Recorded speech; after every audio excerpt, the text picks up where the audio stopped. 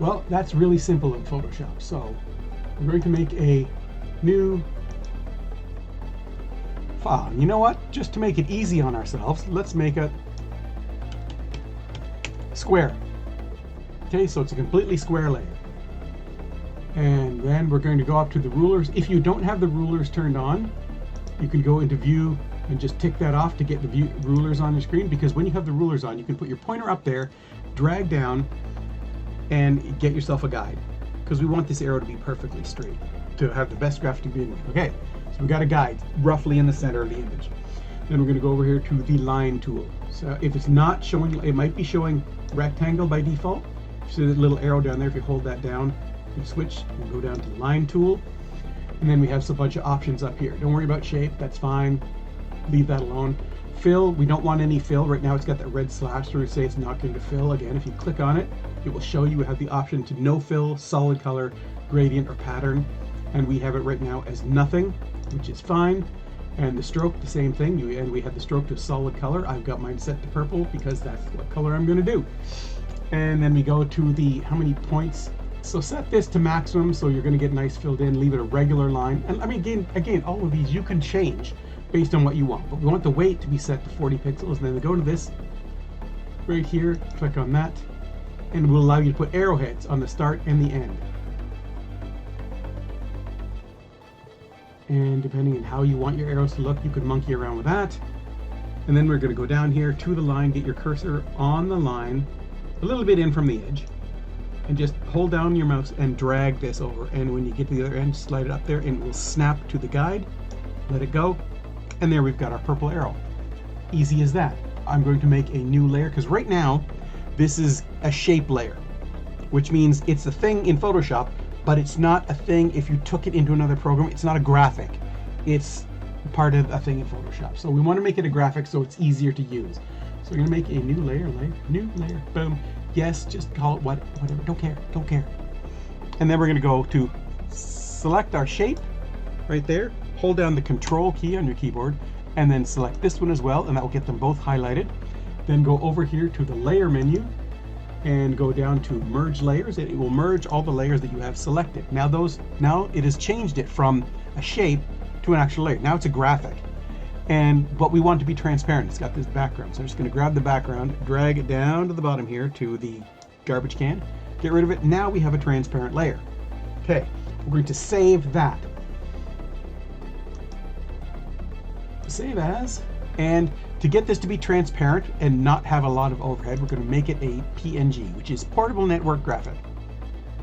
For graphic work, it's quite fine. And I'm just saving it on the desktop. You can save it wherever you want. You know how to do all this stuff. I'm just showing you real quick. Call it arrow. Yes. Do that. So we want the small, no compression at all. None. We want no compression. No compression at all. And not interlaced. Just give us the full image, the best quality of the image we possibly can. Once that's saved. And here we are in Vegas. And I have two texts set up. Here and there, and I've got a little bit of background, so it's not going to be boring. So what we're going to do is drag the arrow in to a new layer, make this the length of all our other stuff, and we're going to move this and grab it and drag it up to the top because we want it on top of everything.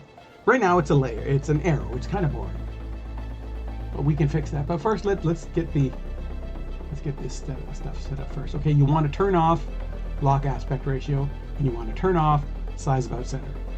Now we're going to grab this and we're going to rotate it so that the arrow is in the position we want. We want to go from here to there. So we've got it in the direction we want it to go. So keep it in so it's all in. There we go. That's a bit bigger. Okay. Now let's move this.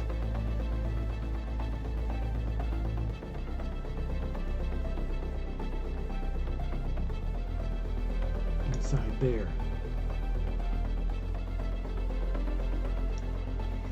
There we go. You see that? Look at how that's growing and shrinking. Well, that's perfect. So what you want to do is get it to where you want it to end up. Okay? And because of the way this thing is going, it's chopping some of it off. And now we're going to grab the current time indicator, your cursor, or whatever. Okay, we'll move it down to the end. This is where we want it to end. That's the end of our clip. That's where we want it to be. We're going to push this plus to make a keyframe there.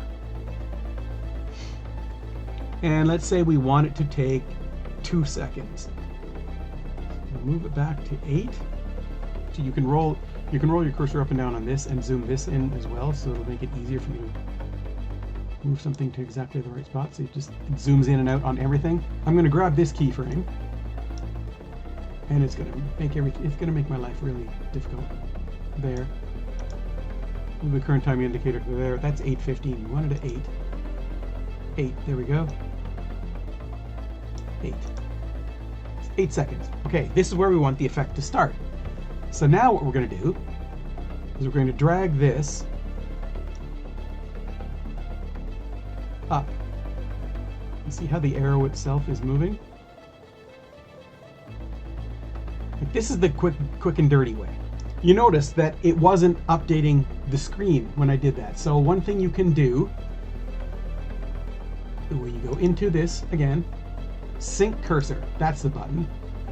If I turn that on, now when I move this, it will update the graphic.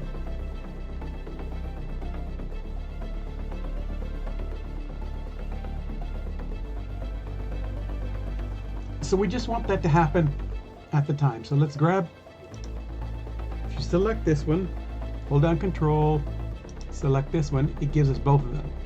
Let's drag those to the start of the clip. And then if we drag this up and make this only 2 seconds long, and we look in there again, our 2 keyframes are there. It's got the full length. Now, the problem with this right now is that tail end. And we don't want that to show up. So we're going to add another bit on, and we're going to have to animate this. Well, we've animated the other one, so we're going to tick on the mask option. And I'm just going to make a square mask and go like this.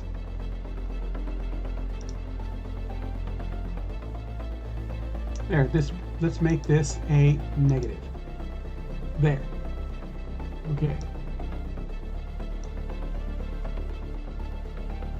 There we go. And so we go like that because we want it to go like this. And if we scroll along, see that? What that's doing is that's just doing the arrowhead. I mean, if that's what you want, that's great, and you've just seen how to do it. We're at the place where we want it to do. Now let's just grab this and adjust the mask so that the line will start at the other one. Now here's where you might need to do a little animating. I'm going to grab this out so it finishes the same way. So we're going to go to the start. And let's just see if that works for us. Go through frame by frame, and look at that.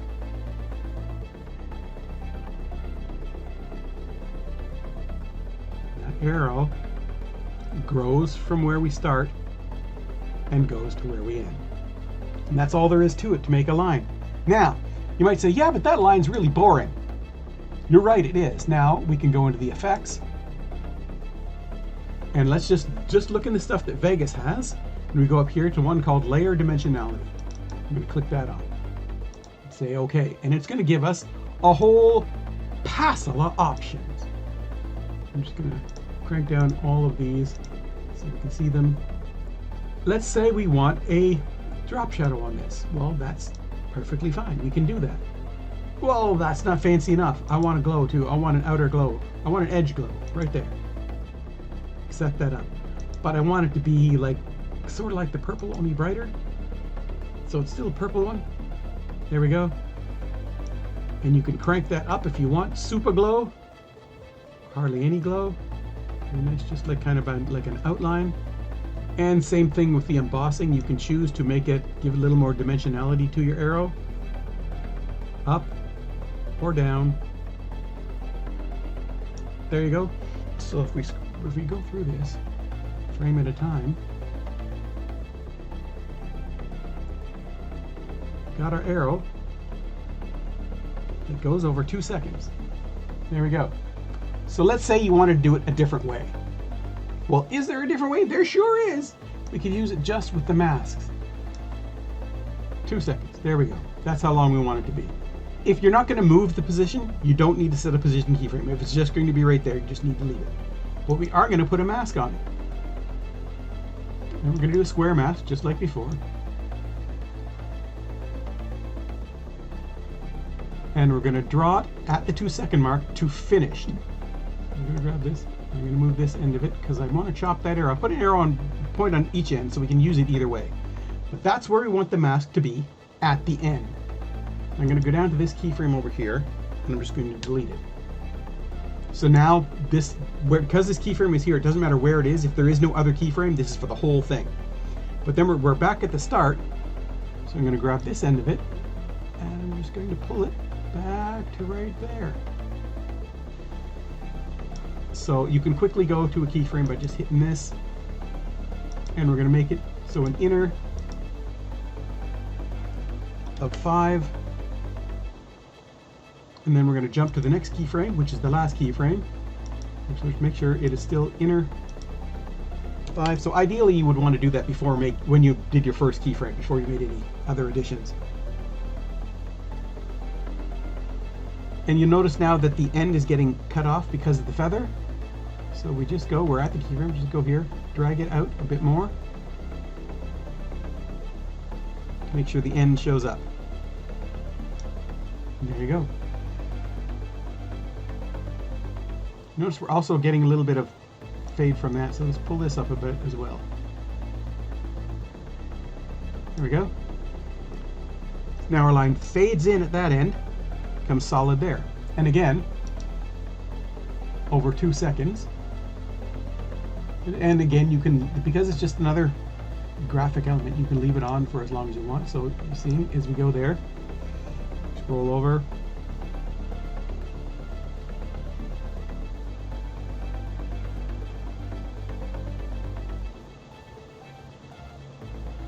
Our line starts to come in, and it's nice and fadey. And again, you could put drop shadows or whatever you want, put any styles you want onto it.